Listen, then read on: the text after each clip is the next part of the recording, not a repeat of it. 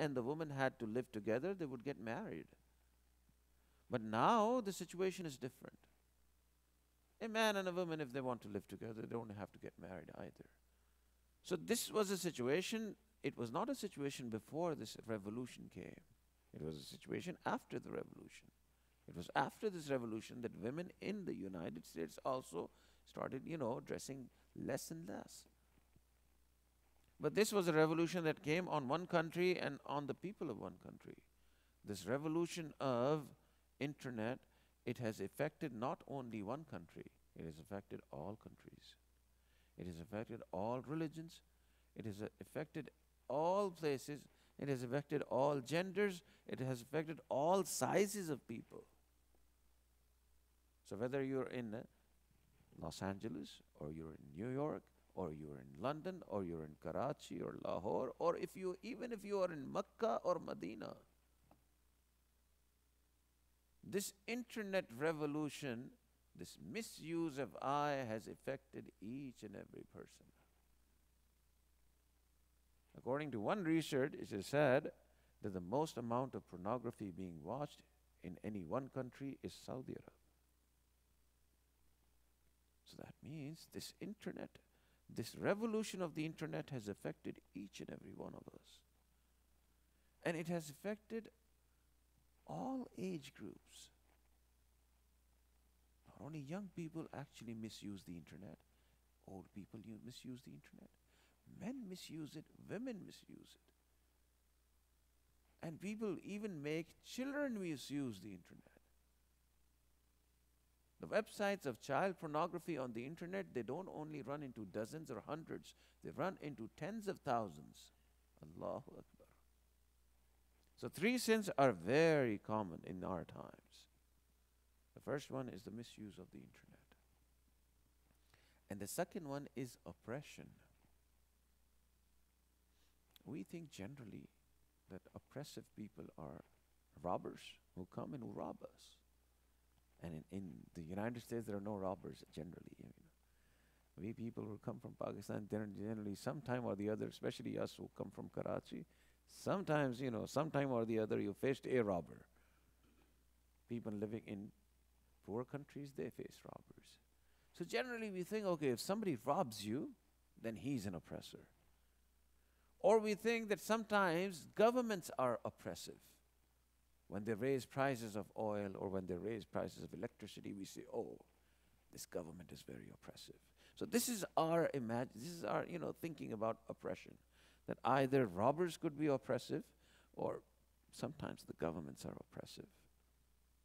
But in the deen of Islam, the definition of oppression is just not that, robbers are oppressive. In the deen of Islam, anybody who does not fulfill the right that Allah has bestowed upon him, that person is an oppressor. So, and in the deen of Islam, there is a right for everyone. There is a right of the wife, and the wife has a right over her husband. There are rights of the children. There are rights of the parents. There are rights of the, of the neighbors. There are rights of the elderly in the community. There are rights of the scholars in the community. If you're working, there are rights of your employer. And if you have employees, there are rights of the employees. Each and every member of the society has to fulfill many, many, many different rights. That is why the Prophet ﷺ said, "Ad-dunya sijnul mu'min." That this dunya, for the moment, it is like a cage. Because he's always in this state where he has to fulfill the rights of others. And if he does not fulfill those rights, then he's an oppressor. And sometimes we think that, okay, what if I don't fulfill the rights of such and such? And what if I am not fulfilling the rights of my child? What if I am not fulfilling the rights of my parents? They're not saying anything to me, so it's okay. Well, it might be okay for you, but this oppression is such a thing that if you are oppressive, then the Prophet ﷺ said that the dua of the one who's being oppressed, there's no curtain between him and Allah subhanahu wa ta'ala. And you think that, okay, somebody that I'm oppressing, like my employees, I'm oppressing them, or like my parents who are very old, they cannot say anything to me. If I oppress them, they will not be able to answer back. Well, yes, they will not be able to answer back, then Allah is going to answer.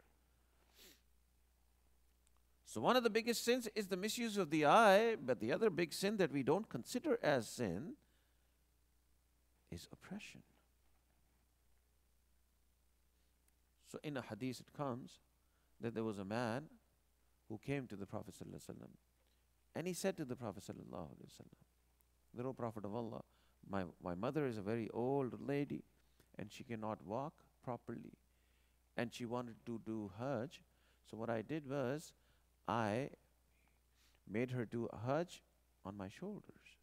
I carried her from my city all the way to Makkah. And then when Hajj started, I carried her on my shoulders from Makkah to Mina, and then from Mina to Arafat, and then to Muzdalifah, back to Mina. And in this state, I made her do Hajj." Now, when he said this, he was expecting that the Prophet ﷺ is going to praise him. That, "Subhanallah, what a beautiful deed you did." And the Prophet ﷺ did not say anything until he himself had to ask, "O Prophet of Allah, did I fulfill the right of my mother?" And the Prophet ﷺ replied, "Well, among the pains that she was going through when she was giving you birth, among the many pains that she took, out of those pains, you might have fulfilled the right of one of those pains." So that means this situation of fulfilling the right is very serious. The Prophet ﷺ said, "Your parents are either Jannah for you or they are hellfire for you." So one of the Sahabi asked, "What does that mean?" And the Prophet ﷺ said, "It means that if you keep your parents happy, if you fulfill all their rights, then you go into Jannah. And if you can't keep them happy, then you go into the other side." So that means this situation, this oppression does not only mean robbing other people. Oppression means that you fulfill all the rights that are on you. So there are three common sins in this world going on now. One is misuse of the eye, and the second thing is oppression. In Arabic you call it zulm, right? That you oppress other people, you do not fulfill their rights. And the third sin is love of the world. This also we don't consider as a sin. But sometimes we misunderstand the love of the world. A lot of people just think anybody who has a lot of worldly stuff, anybody who has a lot of wealth, maybe that is the person who loves the world. The person who has a lot of wealth does not necessarily means that he loves the world. The person who loves the world actually is a person who's always thinking about the world. So it could be that you can be a person who does not, who has a lot of wealth and who earns in billions, but he's always thinking about the akhirah, then you will say that this man does not have love of the world in his heart. And there could be a beggar who has nothing, who's always begging others for money. And he's always thinking about money, and he's always thinking about the worldly things, and he's never ever concerned about the remembrance of Allah or the remembrance of akhirah. Then that beggar is going to be, is going to be a person who will be called that he loves the world. So loving the world does not mean you have a lot of worldly things. Loving the world means that your heart is not remembering the akhirah. That is why the Prophet ﷺ said that the one who remembers the akhirah, Allah Ta'ala takes away all. The one who makes akhirah his purpose, the one who's always thinking about the akhirah, the one who's always disturbed about the akhirah, Allah Ta'ala takes away all the disturbances of the world from his heart.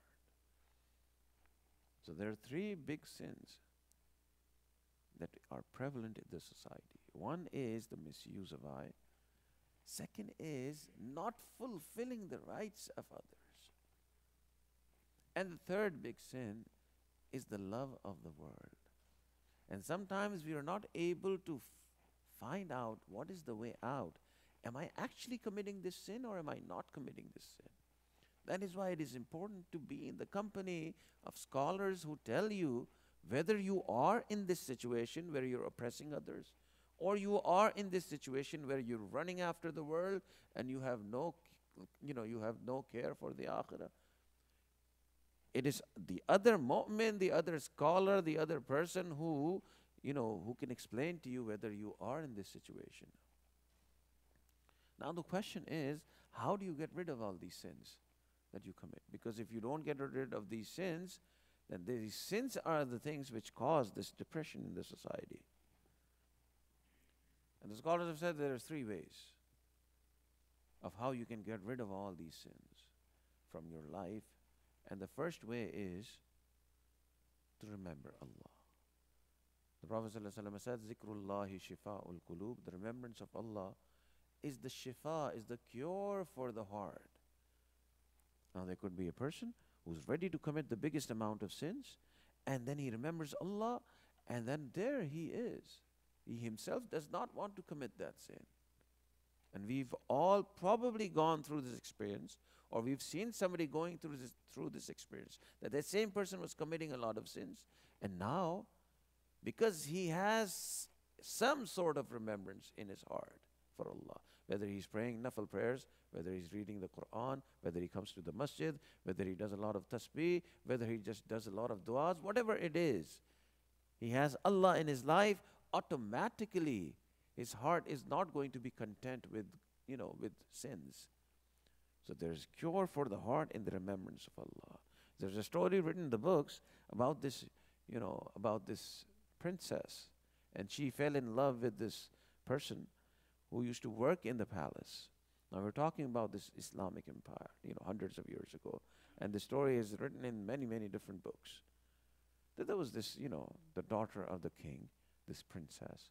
She fell in love with this man who used to work in the, in the palace, and he was a very poor man. So this poor young guy also fell in love with this princess. Now, they wanted to meet with each other, but they could not meet. It was very difficult. It was not this our times, right, when you can WhatsApp each other. So there was no WhatsApp at that time. So now they were finding ways of meeting with each other. And finally, after like many months, they came to there came a situation where they were able to meet with each other without anybody knowing. So finally, when they met, she told this man, this poor guy who used to work in the palace, that I love you. And she also said the same thing. He also said the same thing. And when he said this, I also love you and this and that, no, he saw that she was crying. So he asked her, why are you crying? And she said, well, I'm crying because this is our first meeting, and this is probably our last meeting. We will not be able to meet again ever. And he asked why. And she said, well, I am the daughter of the king. I'm the princess. And you are a poor man working in the palace. There's no way we can ever meet again. So then he also became very sad. So then she said, well, there's one way that, we can meet. Many, many times. And he asked, how? He said, you know what? My father, the king, he likes pious people. Somebody who's very pious, like he's a big sheikh. If you become like that, then one day I can tell him that, I need to ask him to make dua for me, and I'll come many times, with this thing that I need to get him to make dua for me. So if you somehow or the other, you become a very pious man, you become a sheikh and something like that, then, then this problem is solved. He said, okay, so if I become a sheikh and I become a very pious person, and the king likes these mashayikh and these sheikh and all these things, so then you can come and we can meet? She said, yes, this is the only way. So then he asked, okay, how do I become this sheikh and this pious man? She said, well, I don't know that much, but I know this much. These people who are, who are mashayikh and who look like sheikh, they're always, doing Allahu, Allahu, Allahu. So you keep on doing Allahu, Allahu, Allahu. Recite tasbih all the time. And do the zikr of Allah all the time. Anybody who sees you should see that this man is engaged in the remembrance of Allah. Just do nothing else. He said, fine. So much was he in this love that he left the palace and he went to this other place and he sat down there in a small mud hut or something like that. And he just hold it from the morning till the evening. And she explained to him, this is how it is going to happen, that people will consider you as a pious man. And finally, this news is going to reach the palace, and that's when my father will know. At that time, I will ask him that I need to go and meet with the sheikh, and I need to ask him to make dua for me. He said, fine. And it so happened that he went, and this is what he started doing. Whole day, either he would recite the tasbih, subhanallah, alhamdulillah. He would keep on going in the remembrance of Allah.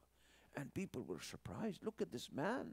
He does nothing else except for remembering Allah. So it was big news in the whole, in that village, that this man, the only thing he does is he remembers Allah. So people started coming to him, and people started asking me, please, Sheikh, make dua for us. So now he understood that he has become somewhat of a Sheikh.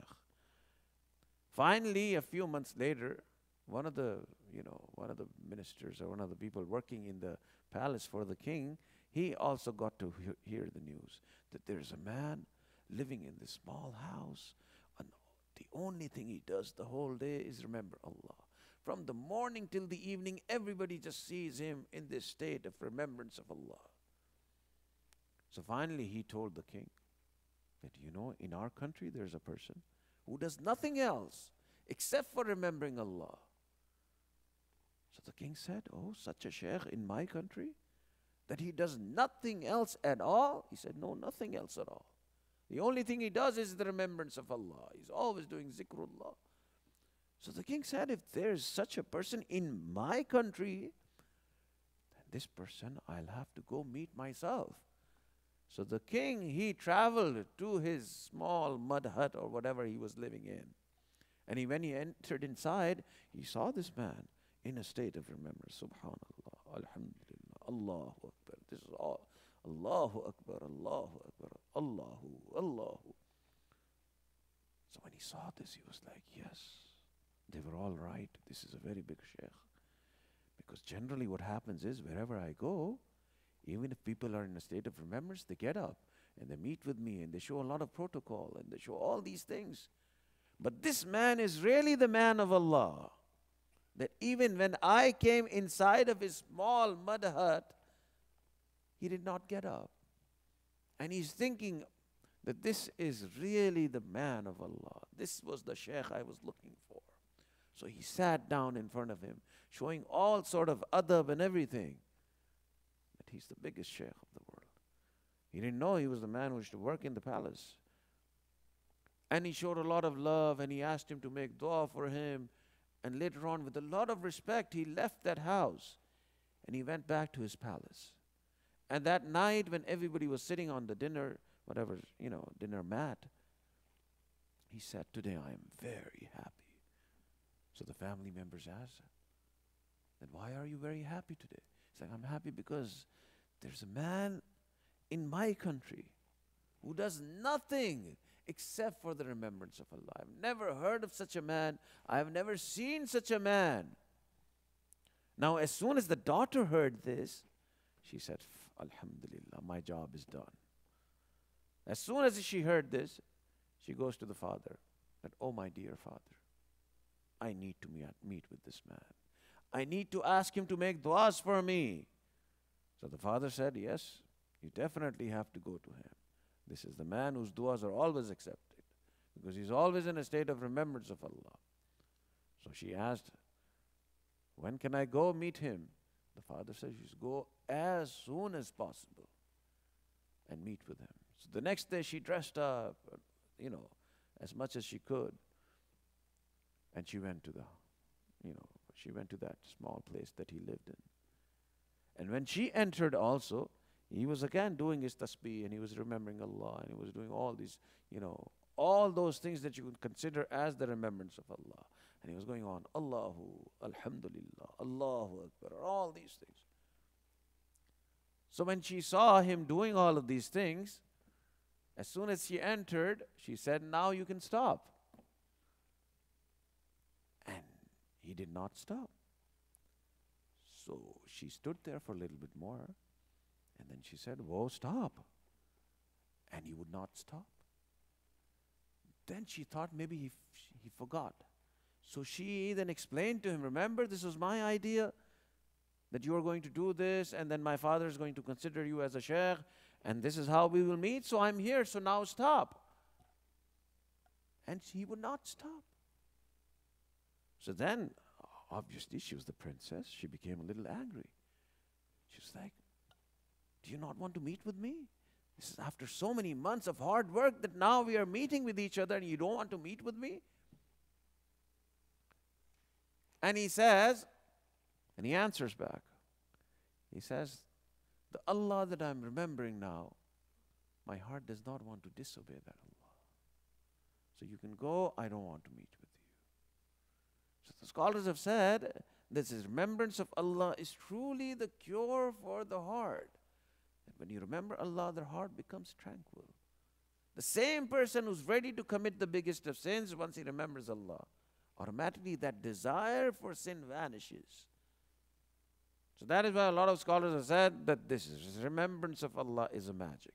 So if you want to get rid of sins, one way of getting rid of sins is to remember Allah. And the remembrance of Allah can take any form. If you read a lot of Quran, that is the remembrance of Allah. If you make a lot of dua, that's the remembrance of Allah. If you read a lot of nafil prayers, that's the remembrance of Allah. In fact, even if you sit in the company of pious people, that is also a remembrance of Allah. So that is one way. But sometimes it is difficult to do this because we are not used to doing this. So people ask, okay, is there any other way, an easier way of leaving sins?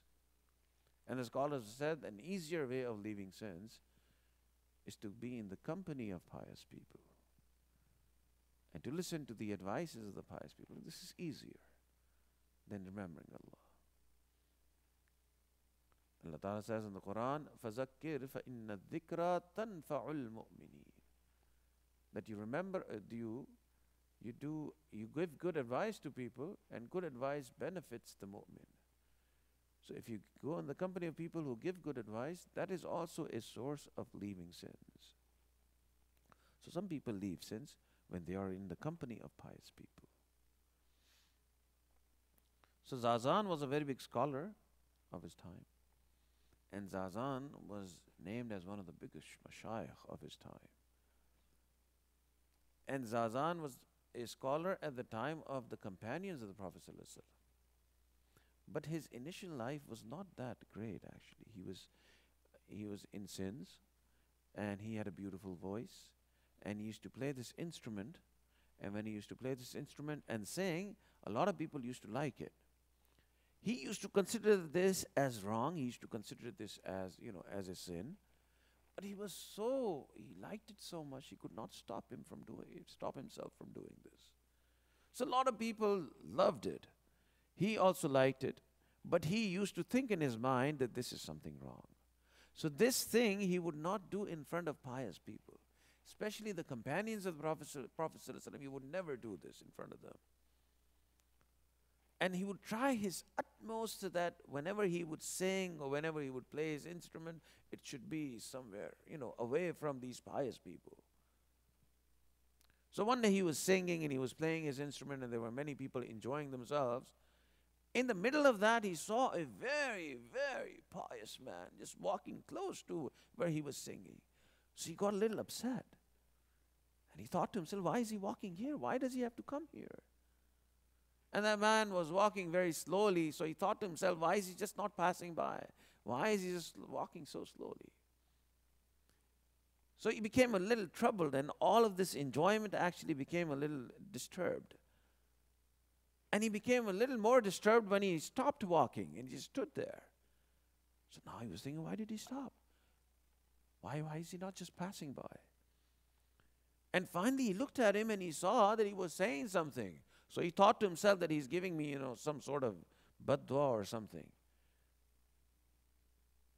So he became so stressed out that finally he said, okay, today we're just, we are calling it off. So inshallah, when I get a chance again, you know, I will sing to you later on. So everybody laughed.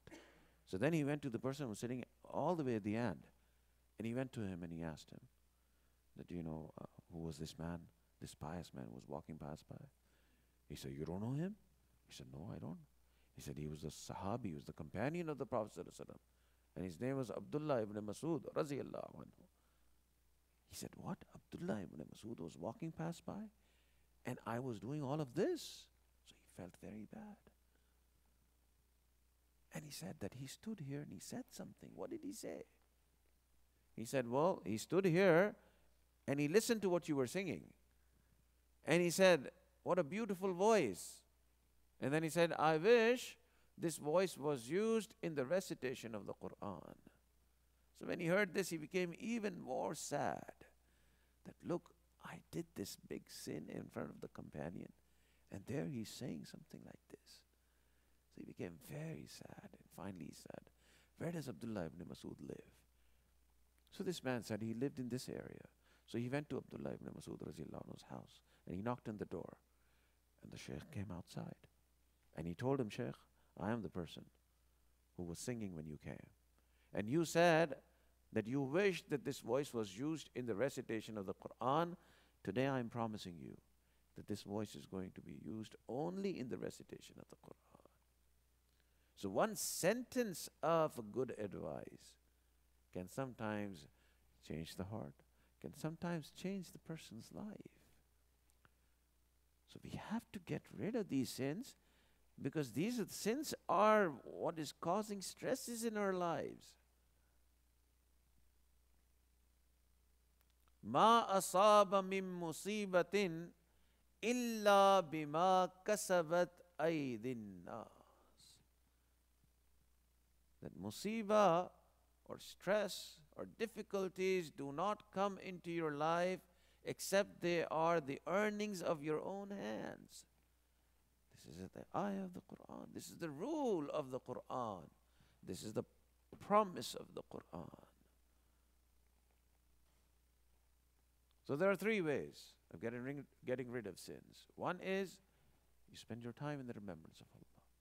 And the second thing is to spend time in the company of pious people. And sometimes both these things are difficult. So there's a third way. And what is that third way? The third way is to do tawbah for the sins, to repent for the sins that you've committed. The Prophet ﷺ said, "At-ta'ibu min az-zambi kaman la zamba lahu." The one who does tawbah for his sins is exactly like the one who has never ever committed any sins. So whether it is one sin, 10 sins, 1,000,000 sins, if somebody does tawbah from his heart, then there you go. All the sins are wiped out. The mashayikh have said you don't even have to do tawbah from your tongue. You don't have to scream out, "Oh Allah, my tawbah, tawbah, tawbah." No. The Prophet ﷺ said, "An-nadmu tawbatun." This guilt in the heart is tawbah. Even if in your heart you think that I have not done the right thing. Oh Allah, I've gone against your obedience. Even if you think like that in your heart, this is tawbah. And it can wipe out many, many sins. In fact, there are some people who do such nice tawbah, such strong tawbah. Allah Ta'ala says, "Ulaika yubaddilullahu sayyi'atihim hasana." That they have many, many sins. Not only Allah forgives those sins, Allah Ta'ala changes those sins into good deeds. So that is why the mashayikh have said you should do a lot of tawbah. Any scholar that you go to, generally, the first instruction he will give you is you should do tawbah to Allah. You should do tawbah 100 times during the day. And the Prophet ﷺ said that I ask for forgiveness from Allah sometimes 70 times every day, sometimes 100 times every day. And this is the tawbah that actually purifies the heart. It is the tawbah that actually removes all the sins. So there was this man. The Prophet ﷺ was talking to his companions. And there was this man who, when he heard this speech, and the Prophet ﷺ was talking about the sins, he remembered his sins. So he cried out loud. And he was crying and he was shouting. So the other companions, they stopped him and they scolded him. That, what are you doing? The Prophet ﷺ is, giving us advice and you're screaming on top of your voice. Why? So when they scolded at him, the Prophet ﷺ stopped him. The Prophet ﷺ stopped those people. They don't scold this man. He has done such a tawbah that if the effects of his tawbah are distributed among all of you, the sins of all of you will be forgiven. So sometimes people do tawbah, it has a very profound effect on people. It is said in a hadith that a man will be sent to the hellfire. And he will be in a lot of disturbances and he will be in a lot of stress. And his stress and depression will increase in the hellfire when he will see other people being interceded and being taken to Jannah. And he will think to himself that I have no person who can intercede for me. I don't know any pious man. And I have no such deed which can intercede for me. So he becomes even more depressed when he sees other people being interceded and taken to the Jannah. Finally, one hair of his eyelash comes in front of Allah subhanahu wa ta'ala. And that hair of the eyelash, it goes to Allah. Oh Allah, I am the hair of the eyelash of this person who has been sent into the fire. And I bear witness to the fact that in his whole life, only once he felt ashamed about his sins. Only once. And in that time, when he felt ashamed about his sins, one tear came out of his eye. And because of that one tear, the one hair, I became wet. So I can testify to that. And Allah subhanahu wa ta'ala accepts the witness and the testification of that one hair. And Allah ta'ala took that person from the fire and put him into the Jannah. So one tawbah is sometimes enough to change your destiny. So the best way of killing all the sins is to do a lot of tawbah to Allah subhanahu wa ta'ala. Some people say, well, why should I do tawbah? I haven't done anything. I haven't done anything. Well, that person does not understand. The Prophet ﷺ said, Kullu bani Adam khatta'un. All of the children of Adam ﷺ are sinners. Wa khayrul khatta'in at-tawwabun. And among all these sinners, the best one is the one who does subhanahu wa ta'ala. So one should do tawbah all the time. If tawbah is such a strong thing. So may Allah subhanahu wa ta'ala give us the ability to do tawbah to Allah, and may Allah save us from the stresses of this life and the stresses of afterlife. Wa akhiru da'wana anil hamdulillahi rabbil alameen. We'll make dua inshallah. Alhamdulillahi rabbil alameen. Wassalatu wassalamu ala sayyidil anbiya'i wal mursaleen. اللهم صل على سيدنا محمد وعلى آل سيدنا محمد وبارك وسلم. ربنا ظلمنا أنفسنا وإن لم تغفر لنا وترحمنا لنكونن من الخاسرين. O Allah, we are your servants. O Allah, we are all here present in this masjid. O Allah, because of this presence in this blessed place, O Allah, forgive us the sins that we have committed. O Allah, forgive us all the sins that we have done in the daytime, the sins that we have done in the night time, the sins we have done in front of people, and the sins that we have done privately. Allah, the sins that we have done openly and the sins that we have done secretly. O Allah, help us and forgive us for the sins that we have committed. And O Allah, all those people who are in distress because of family problems, O Allah, help them and forgive them. And O Allah, all those who are in distress because of their jobs and because of their rizq and sustenance, O Allah, help them and preserve them. O Allah, forgive them. And O Allah, all of us who are in a situation in distress because of our children. O Allah, help us and forgive us. And O Allah, all of us who are in distress because of our health. O Allah, help us. And O Allah, forgive us. O Allah, we do not want to disobey you, but the shaitan actually, he helps. The shaitan makes us disobey you. Our nafs and our desire makes us disobey you. O Allah, it is difficult for us to go away from your disobedience. O Allah, it is easy for us. It is easy for you to take us away from disobedience. So, O Allah, help us in staying away from your disobedience. O Allah, help us in staying away from disobedience.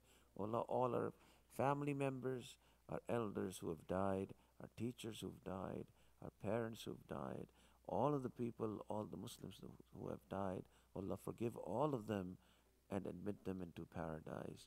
O Allah, whatever we've asked for, Allah, give us more than what we have asked for. And O Allah, give us what is better for us. And O Allah, before we die, O Allah, be happy with us. And O Allah, whatever you want from us, O Allah, put it in our hearts so that we spend our lives according to your wish and according to your will. وصلى الله تعالى على حبيبه سيدنا محمد وعلى آله وأصحابه أجمعين برحمتك يا أرحم الراحمين.